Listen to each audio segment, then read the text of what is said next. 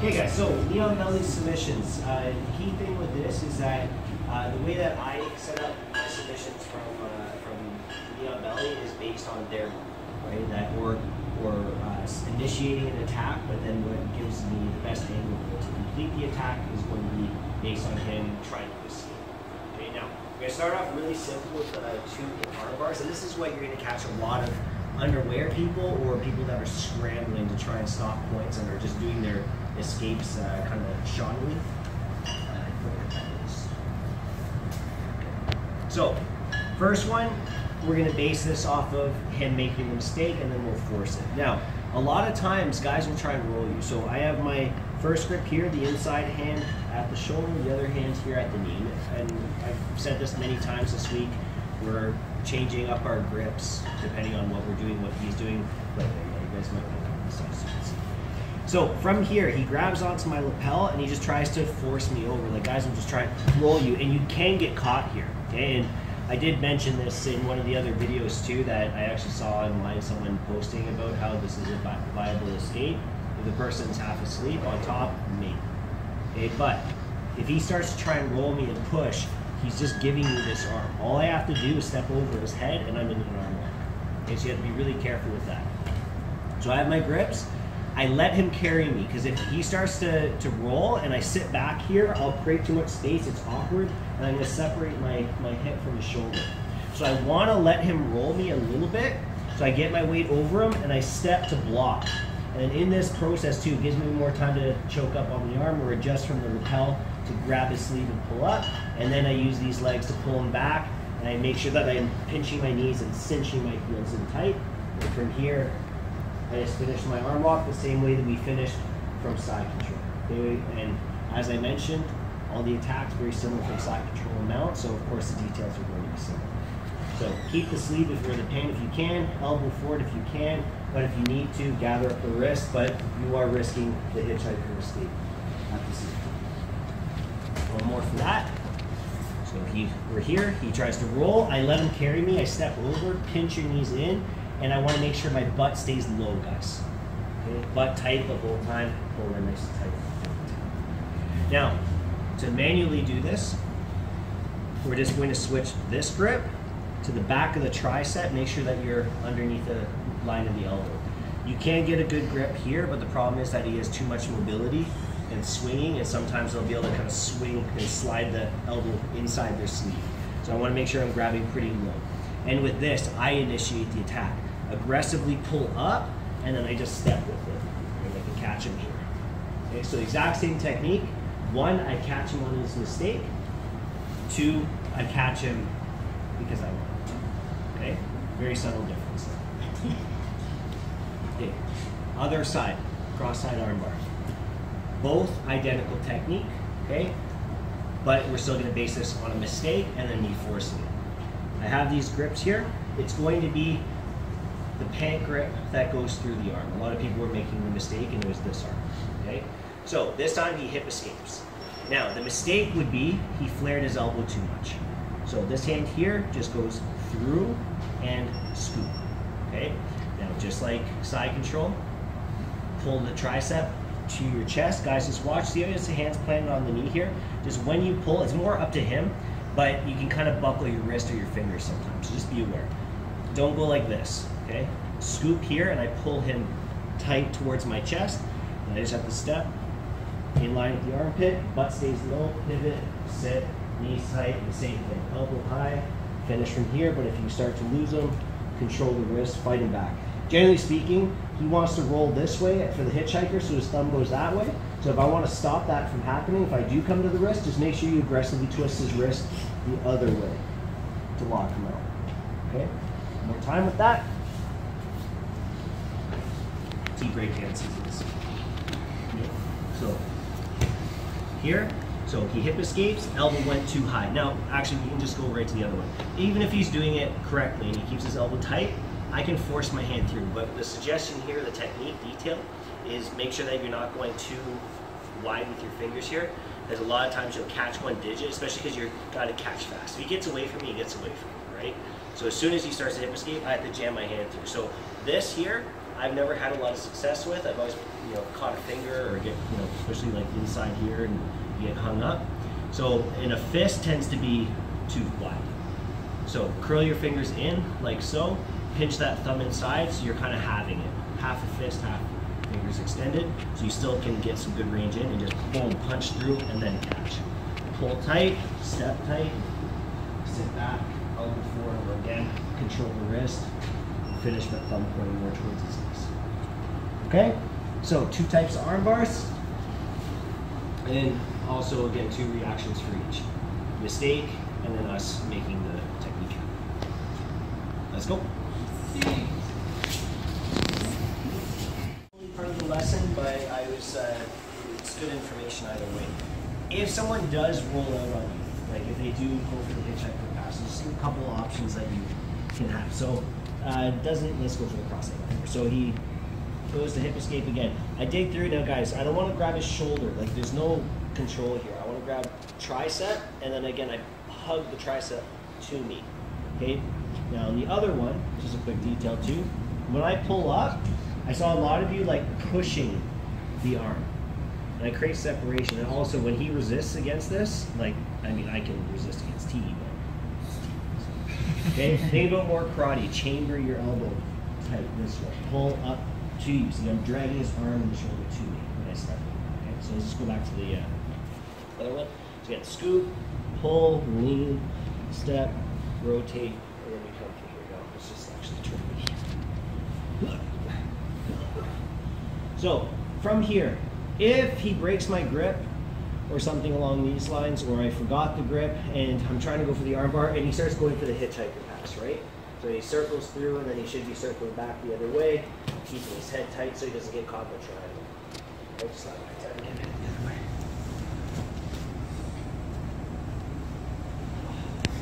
So people can see. So from here, one option is that I roll with your arm. So I roll with him, okay? Now, when you do this, the key thing when you go any sort of a belly down arm bar is that you keep your body concaved. What you don't want to do is be sitting here and then he starts rolling out and then you end up like flattening like this, and then you see this as awkward and there's no power. You want to keep your chin tucked. Let's roll back. You want to keep your chin tucked, and I want to stay up on my knee, so there's this cavity between. So when he rolls, I stay locked to him and I end up to here. So I could finish him hips down, or I could bring him all the way back to this side and continue to fight him, right? So always try and keep yourself concaved. Now, if he does beat me on the roll, this other leg, I'm gonna try and step through as quickly as I can so that I can start to go more for a Jacare style armbar, catching him here, or I can start putting him in a little bit more of my triple attack, omoplata triangle when I'm in the reps. Okay, so the big thing you don't wanna do is just go, oh no, he rolled out. You just stay flat on your back. Actively do something with your feet. Tie the guy up, step through, control the wrists. That's a key thing too. If his thumb's pointing the wrong way, he won't be able to roll, right? If he's like this, he can't roll anywhere. His thumb has to be this way so you can get that rotation. Okay? And then again, if you do want to roll through with it, don't go into a barrel roll where you're like this, because you'll lose the guy completely. You have to stay tight, like so. So you have power in your hips and mobility the whole time. Big thing again, just keep your chin tucked and keep your knees up. Okay, so yeah, minor detail, but important one. So chokes. Now T's, this is actually gonna be pretty good because T's gi is old and shrunken and goes to the gym a lot, he gets jacked. So it's going to be tough to choke him with this, so I have to exaggerate everything, which is going to be good for the technique. So, standard grips again. Now, ideally, if he hip escaped, I would be able to catch this grip a lot easier because his weight's off his back. The same issue that we have with mount going for the cross choke is here, but we're in a way stronger position, and a way more balanced position than mount to deal with it. So when I go here, the issue, just lift your head for a second, is that when I go for my grip, I can't really get a good grip. Like, look, I'm moving him just trying to get my grip. It's the tension on the back. His gi is pinned underneath him. So when I'm trying to curl and get a good grip, I'm surprised we actually have a decent one here. Like, my wrist is being bent backwards and I'm fighting against his body. So what I need ideally is that his gi has been slid up. So now I can actually get a strong wrist and get a good grip. Now what's happening though, let me just tighten that back. Sorry, let's show me back. There you go, okay. From here is that I start my grip, right? And this hand here opens up, palm up on the near side, my body side. And I realize I'm not deep enough to have a really good cross choke. But I have two hands on this lapel now. All I'm going to do is just shake them. Just rip them up. Now, guys, just watch them snack back and get off the floor. Just shake them up, and then I can reset my grip. Okay, and that way I have a nice, strong grip. Now, from here, this is where we start to give him space. Because right now when I'm doing this, I'm killing him. Right? I'm putting all my weight over my shin, and I'm crushing him in this position as I set up this grip. But now I'm going to bait him. He's just been suffering. He knows I have a good grip. And I'm going to just shift my weight off of him. That baits him for the hip escape. But what he did was he gave me a stronger angle now to catch my second grip. Okay? So this thing, karate chop, bop, right in the, don't actually karate chop that. Okay, my hand leans down to try and get a stronger grip. Now, three options. One, I try and finish him from here. Now, to do that, I bring my elbows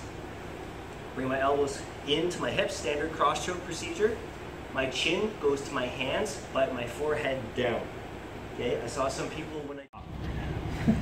So, again, grips, shake, retighten it up, heavy on the chest here, and then I back my power off. He hip escapes, okay? Karate chop, get your grip. Now to finish again, I'm curling my elbows, but I bring my chin down to where my hands are located, which is on this side of his body, not over here. This is awkward. I just bury my head down because in this position, one and two options, right? Here, I finish in for the tap, but if I don't quite have the power to finish or he's not tapping, I drive my way to mount. Now, normally I would suggest to stay on your foot, but I've actually found putting my knee down makes it a little bit safer and lower to put my head to the mat, take mount, and then finish from here. So, just put it for a second. Grip. Back the power off, or back the weight off, he hip escapes, boom, second grip, I collapse in and I bring my chin to my hands, but make sure you're tucking your head in. Because if he knocks me off balance, I don't want to spike my neck this way and face versus the mat. I would want to go here, like so. So try and finish from here, tap one, tap two, put your knee on the mat, keep that same energy, but then I slide across and take mount and just finish mount the way I would normally. Important detail with the mount cross choke, head on the floor, balance, but also you don't want to fight yourself. If I'm here and I'm trying to curl and pull, but yet I'm trying to stop myself from going down, I'm clearly not pulling as hard as I could. But if my head's on the mat, now I have two anchors, now everything can just focus on pulling as hard as I can. So you have however strong you are as far as you go. Okay? Otherwise, again, you're pulling and then stopping, pulling, stopping. You can't put as much power into it as you would like. Now, the best one, in my opinion, although strategy points wise, maybe not so much if you fail. Same start. Here, open, get a grip, don't like it. Shake him up, reset the grip, elbow heavy so I'm under his jaw. Back the power off, catch him, and again, if he's too close like this, I don't want to choke his face. So I force his jaw out of the way in a catch. Now from here, this leg is going to tuck in towards my other leg. So left knee to right knee, and then I collapse here. Now this, automatically is like really, really devastatingly tight. But I don't want him to roll on top. Even though if he rolls on top, close your guard and just finish the way you would from your closed guard. Okay? Now, what I want to do ideally though is when he starts trying to come up, is I'm going to hook him at the knee like a butterfly hook, and I'm going to elevate him so he's being put onto his shoulder and his neck.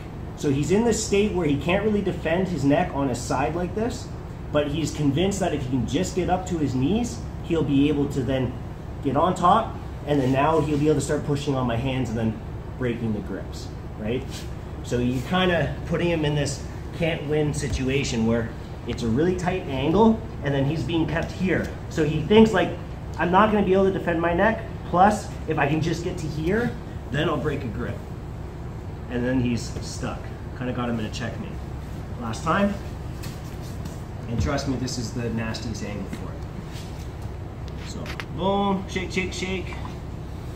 He hip escapes, I catch my grip, I'm just gonna loosen this up for him, tuck and fall, and then find his knee, sorry, and then just keep him elevated here, and then I just finish the choke on this side. Okay? So three options for the choke now. Good? Let's go. California stuff. There's clearly far more techniques that you can do for subs. Like just really quickly, for example, if you're here, there's nothing that's stopping you from just, boom, attacking the key lock. Kimura is a good thing to go for too. If he does hip escape, you can just grab his wrist, drive through, take more of the north-south position, crank the arm back, like anything, like I said, from side control back, belly. But more specifically for chokes, there's more that we have here. Like once I get this grip, I don't only have your standard cross chokes, right? If he hip escapes, right, and then I start going for this choke here, and he starts trying to push my elbows out of the way or whatever else, I can just drag the arm in. We have our like Bravo Darce kind of a situation from here. Or additionally, it's good Teed's not wearing a rash guard. If I was starting in side control, right, using any of these style of grips here before going into my knee on belly, this just turns into a nasty day for him. Okay, because anytime he starts to turn here, this is just way tighter of a grip. I have an actual handle here for my cross choke or my Darce, or I can always just drive through and catch him for the Bravos and everything else. So it's endless. Knee on belly, if you want to have a lot of options for submissions, the only thing I would say, the only positions with like guard that you maybe have some more options from, and that only becomes because of how much you get stacks off of that. So you transition a bit more. So this is a bad spot to be in, but you do lack a little bit of the control that you would have from being a closed side control or the dominance of now. So keep that in mind, okay? So lots there, play around with it, and remember, if I'm too concerned with just smashing the guy, which has its place, as I've said, it's hard for me to catch him. So I'm too stuck, right? But if I'm light and I'm moving around and stuff, that's where he's gonna start trying to move around, and that's where I'm gonna start to catch guys, okay? So you just have to be light first, heavy when you need to be, okay? Cool? All right, guys, grab a drink. Let's get to some more.